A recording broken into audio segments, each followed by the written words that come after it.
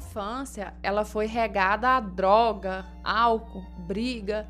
E eu nem tô falando isso pra me fazer de vítima, não, porque eu sei que infelizmente hoje ainda tem muita criança que vive nessa situação. Eu tô contando porque foi a minha experiência, foi o que eu vivi. Os meus pais, eles só sabiam beber todo dia e eles começavam a brigar, sabe? Eles saíam no soco. Eu e os meus irmãos, que ainda era tão pequena naquela época que tinha que entrar no meio para poder tentar amenizar toda aquela situação. E como os dois bebia muito, então trabalhar de verdade, ninguém trabalhava. E acaba que os meus irmãos e eu, a gente passava fome por causa disso. E não é passar fome igual muita gente aí que come um arroz branco ou um arroz com feijão e fala que tá passando fome, não. Muitas vezes eu e os meus irmãos foi dormir sem ter um grão de arroz para poder colocar na barriga.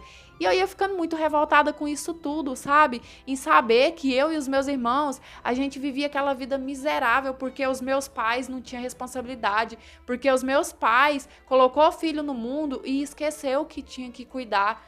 Então, quando eu completei os meus 12 anos, eu comecei a ficar igual eles. Eu comecei a ir para aquele caminho mesmo, a beber. Inclusive, eu bebia junto com os dois. O meu pai me dava cachaça. E com 13 anos, eu já estava numa situação tão lamentável que eu cheguei a dormir em calçada, jogada, bêbada. Eu não sei como eu nunca fui estrupada ou espancada ou alguma coisa do tipo.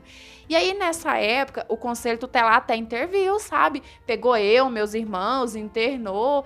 E foi um período assim que a gente até gostou, apesar de que a gente sentia falta dos nossos pais, porque fosse o que fosse, eram nossos pais, né? Mas a gente achou bom porque pelo menos a gente tinha comida na mesa todo dia. Mas é aquela, as pessoas, eles sabem mais julgar, apontar o dedo do que ajudar de verdade. Porque ninguém quer problema, sabe? O conselho tutelar, com 2 meses, jogou a gente pra rua com a desculpa de que tava dando uma segunda chance pros nossos pais. E aí meus pais lá queriam saber de segunda chance. E aí, sabe? Nesse tempo, a igreja evangélica que tinha perto da nossa casa começou a fazer sopa para poder doar nos finais de semana, porque a região que a gente vivia ali tinha muito morador de rua, tinha muita gente necessitada, né? E aí, quando foi um dia, a gente com fome demais, sem nada para comer em casa, eu resolvi pegar meus irmãos e ir na igreja atrás dessa tal sopa. Quando eu cheguei lá, eu encontrei o pastor Marcos, um cara muito bonito, sabe? Bem educado, simpático. Tinha, assim, por volta de 38, 40 anos de idade nessa época. E eu fiquei maravilhada com ele. Não no sentido, assim, de malícia, mas porque eu estava tão acostumada a ser tratada como um câncer ambulante, as pessoas me tratavam com tanto desprezo, e ele foi a primeira pessoa que me olhou no olho e me tratou como ser humano de verdade. Então, tipo, o que me tocou foi isso, e aí nós dois começamos a conversar, a trocar uma ideia bacana, né? E eu contei um pouquinho assim por cima sobre o que a gente passava. E ele começou com aquele papinho de que eu tinha que ir pra igreja, aceitar Jesus, porque só Jesus ia fazer a obra na minha vida, ia me tirar daquela tristeza, daquela angústia que eu vivia. E aí você já sabe, né? Uma menina nova, que foi criada na bagunça igual eu não quis nem ouvir aquela conversa dele. Quando ele começou com isso, eu já, casquei fora. Mas aí eu fiquei com isso na cabeça, sabe? Eu fiquei, poxa, ele foi a primeira pessoa que me tratou assim como um ser humano, né? Porque todo mundo me trata como se eu fosse a escória da humanidade, como se eu fosse um verdadeiro lixo. E eu fiquei com isso na cabeça. Quando foi no outro dia, eu resolvi voltar lá na igreja só para poder trocar uma ideia com ele, para continuar aquele nosso papo. E aí eu comecei a contar mais a fundo que eu tava usando droga, tava bebendo, que tinha acontecido isso, aquilo, por causa da criação dos meus pais, tava sofrendo muito, que eu e os meus irmãos, a gente chegava a comer 2, 3 vezes na semana só.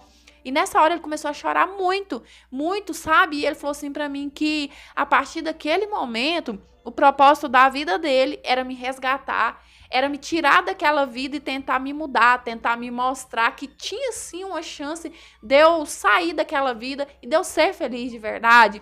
Eu confesso que eu fiquei emocionada com o choro dele, né, em ver que ele comoveu de verdade com a minha história, mas não foi tão fácil assim, não. Ele não conseguiu me domar assim, não. Eu dei muito trabalho pro pastor. Olha, por muitas vezes ele me buscou em porta de delegacia. Ele pagou até dívida para traficante para eu não ser assassinada. E fora que quando eu tava chapada, doidona, nossa, eu falava horrores para ele. Eu xingava, falava assim que ele não tinha direito de querer mandar na minha vida daquele jeito, porque ele não era meu pai. Nossa, dei muito trabalho mesmo. Só que ele não desistiu. Ele lutou, ele seguiu firme. E aí, quando eu completei 17 anos, eu resolvi ceder, sabe? Eu resolvi acordar pra vida. Eu já tava cansada de sofrer, de ver os meus irmãos sofrer. E foi aí que eu aceitei a proposta que ele tinha me feito de me internar, né?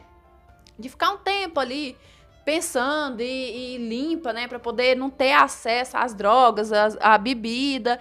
E o pastor, ele foi um anjo tão grande na nossa vida que eu fiquei internada nessa clínica por 6 meses. E os 6 meses ele ainda ficou zelando dos meus irmãos, porque ele sabia que quem cuidava deles lá em casa era eu. Então, se eu fosse ficar internada, eles iam ficar jogados, né? E era perigoso até ir pela mesma vida que a minha. E quando eu saí daquela clínica, já com 17 anos, eu não quis saber mais daquilo. Eu vi que não era pra mim, sabe? Eu consegui me enxergar, porque quando eu tava naquela vida, eu tinha vergonha de mim, eu não me olhava no espelho de jeito nenhum, porque eu pensava, assim, que eu tinha me tornado as pessoas que eu mais tinha desprezo, que eram os meus pais. E aí eu resolvi voltar para a escola, comecei a estudar de novo, fiquei tão empolgada em ver que eu podia retomar a minha vida. Com 18 anos eu comecei a trabalhar, fazer cursinho para poder cuidar melhor dos meus irmãos. E a partir daí que os bichinhos passou a ter um conforto melhor, a comer todo dia, a ter mais mistura, sabe? Hoje em dia, eu sou casada, sou formada, sou uma advogada e sou cristã fiel na igreja do pastor Marcos. E eu costumo falar assim que Deus, eu acho que ele cansou de me ver sofrer. Ele viu que eu tinha sofrido demais na minha vida, porque ele mandou o pastor Marcos aqui na terra para me resgatar e para me salvar. E eu não tô pregando religião de jeito nenhum, nem muito menos igreja. Eu só tô falando assim que às vezes a pessoa precisa de alguém para te estender a mão, sabe? E acreditar em você de verdade, te ajudar. Às vezes a gente só precisa disso. Oi, oi, meus amores, tudo bem com vocês? Eu espero que sim. Gente, eu tive que ficar com o microfonezinho na mão hoje, porque como eu vesti essa blusa, não teve jeito de eu encaixar ele aqui. E aí, primeiramente, eu quero falar que, como a menina da história já falou, gente, essa história não foi pregando religião, ela deixou muito claro, porque tem muita gente que já vem atacando, né? Essa história foi uma história de superação, e eu sei que a maioria de vocês gostam mais de romance, dessas histórias assim, de treta, essas coisas, mas nesse momento que o mundo tá passando, né, tantas famílias aí dizimadas, desempregadas, desesperada, eu acho que é importante trazer uma história assim de superação também, porque às vezes pode dar uma esperança para a pessoa, né? A pessoa pode ouvir uma história dessa e falar assim, poxa, não tá tudo perdido para mim. Eu tenho sim esperança, né? Ter fé em Deus e acreditar que dias melhores virão e, se Deus quiser, a gente vai vencer sim essa luta que a gente está enfrentando. E eu espero muito que vocês tenham gostado dessa interpretação de hoje, dessa história. Espero muito que tenha tocado no coraçãozinho de vocês, de verdade, tá? E é isso, deixa aqui nos comentários o que vocês acharam. Ah, e também, gente, vocês estão me cobrando. Eu vou mandar beijo no próximo vídeo. Eu não mandei nesse porque não deu tempo de pegar os nomes de vocês. Então, se você quiser que eu mande beijo pra você, deixa aqui nos comentários eu quero e deixa seu nome na frente que o próximo vídeo vai estar saindo desses beijos, tá bom? Dê seu joinha, que é muito importante para o crescimento do canal, vocês sabem, né? Não precisa nem falar. Se inscreva se ainda não for inscrito para fazer parte do nosso cantinho. Ativa o sininho de notificação, porque assim, toda história que eu postar no YouTube vai te avisar. E me siga lá no Instagram, tá passando na sua telinha aqui. Por lá eu fico mais pertinho de vocês, tá bom? E é isso. Um beijão, fica com Deus, fique em paz. Até os próximos. Tchau! Fui!